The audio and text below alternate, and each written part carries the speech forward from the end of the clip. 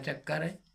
ये पंडित जी तो शंकर जी को खाने को दे गए थे, इसमें ये शंकर जी तो खा नहीं पा रहा, ये तो चूहा खा रहा है सब उसके ऊपर चढ़ करके।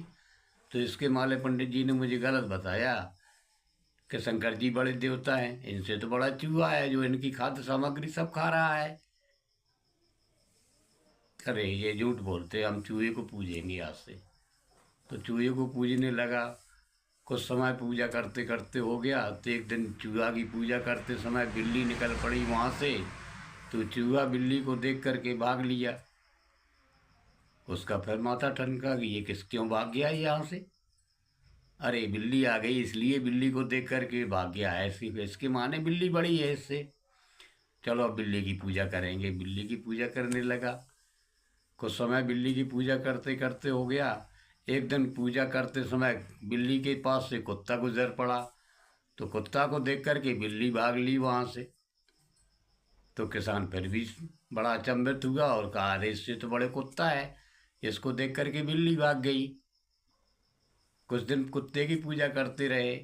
एक दिन संयोग की बात कि पूजा करने का समय था, थोड़ी गर्मी भी पड़ रही थी। कुत्ता बाहर के चबूतरे पर, पानी फैला हुआ था उस पर डरा हुआ था, ठंडा जगह बन गई थी कुछ, तो वहाँ पर पंजे अपने पैरों से चबूतरा को खरोंचने लगा और बैठने की सोचने लगा वहाँ। तब तक ये पूजा करने आ रहे थे और पीछे से श्रीमती जी उनकी झाड़ू लेकर आ रही थी सब चबूतरा जानने के लिए। तो श्रीमती जी जैसे ही पहले निकली, कुत्ते को देखा, उसको उधेड़ते हुए खोदते हुए, तो उसने 4 बारह उसमें मार दिए। कुत्ता वो चिल्लाता हुआ भाग गया रोता हुआ। तो हमारा फिर माथा ठनका, कह रही ये तो बहुत गलत हुआ, ये तो हमारी घरवाली इससे बड़ी है, हम घरवाली की पूजा क्यों ना करें। तो घरवाली की पूजा करने लगे, बहुत दिनों तक पूजा की।